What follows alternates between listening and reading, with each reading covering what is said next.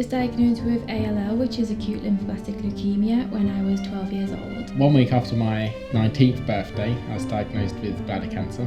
I was diagnosed with rhabdomyosarcoma when I was 2.5 years old. We had the MRI scan and it cleared everything up. Brain tumour. I had acute lymphoblastic leukemia. I was diagnosed with a brain tumour back in 2008 it was. My symptoms when I was younger were I had lots of bruising, I was very tired, was sick all the time, loss of appetite, so it was really difficult because at that age you don't really know what's going on, you don't really understand, you just think it's like a flu or a cold. The only people who knew was my nan, granddad and my parents. Yeah, 2015 I went to uni. Like I'd done 2 years and then I was doing IT in a way, which was like fun, I loved it. Then I started having vision problems. Like I couldn't even see the computer screen and stuff properly. Then I went to my hematologist and then they seen I had cataract. Everyone was just like, I'm so young. I went to my local GP. I went to him about 6 times in 3 months and they just didn't do nothing. They just said to me, oh, you must have anxiety or you're being bullied.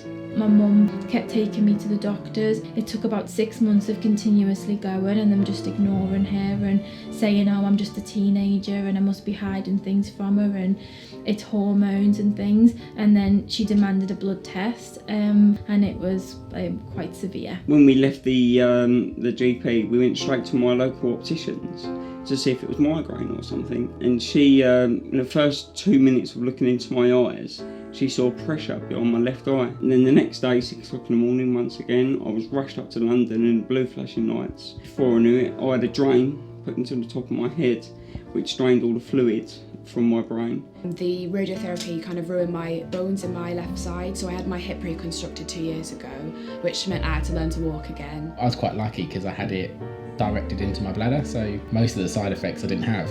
So where some people obviously have really bad times with it, in general, I was one of the lucky ones really. Living with these headaches is daily, continuously, but I've learnt to get on with it. Every 2 weeks or so I end up having a wee visit to the hospital just to get some extra help with getting rid of the headache, but don't get any scans or anything to see if anything's wrong because I know it's just dealing with it and just, getting on with our life and living normal as we can.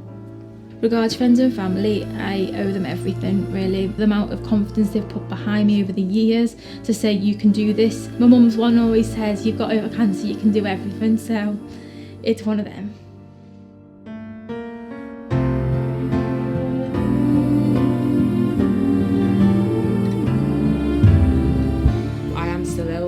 I always will be, so it was harder until I found YCT. It was harder to find support. We got to meet loads of lovely people. You don't get forced to do any activities you don't want to, and in fact some of the activities I thought I couldn't do, I was capable of. Every single time we came down, the beaches were all pure white, everyone was out on the beach having fun, and it just felt like you were abroad. When you're here and you're surrounded by people who are similar to you, it makes it great because you know that it doesn't matter if you fail, nobody's going to say anything, and if you do succeed, your confidence boosts up out of the window, so it's great. I made some lifelong friends there anyway. Yeah, it's a really great place to come. I use coming here as respite. I can come here and be tired. There's no rush, there's no hurry, everyone's so relaxed, all the staff, everybody. It's just a place where I can come and be me, and that's the most important thing.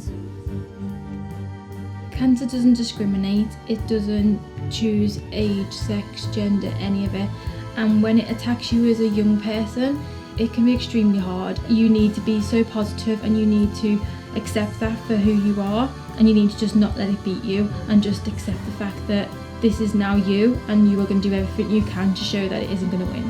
I don't actually think I'd change it because it did make me into a person I am today, and it doesn't have to stop you, even though it can be hard. Whatever you've been through, be proud of who you are. Always try to push yourself to the limit where you can overcome a barrier. Just got to go out into the street and you've got to think, this is my day, this is my world and I'm amazing.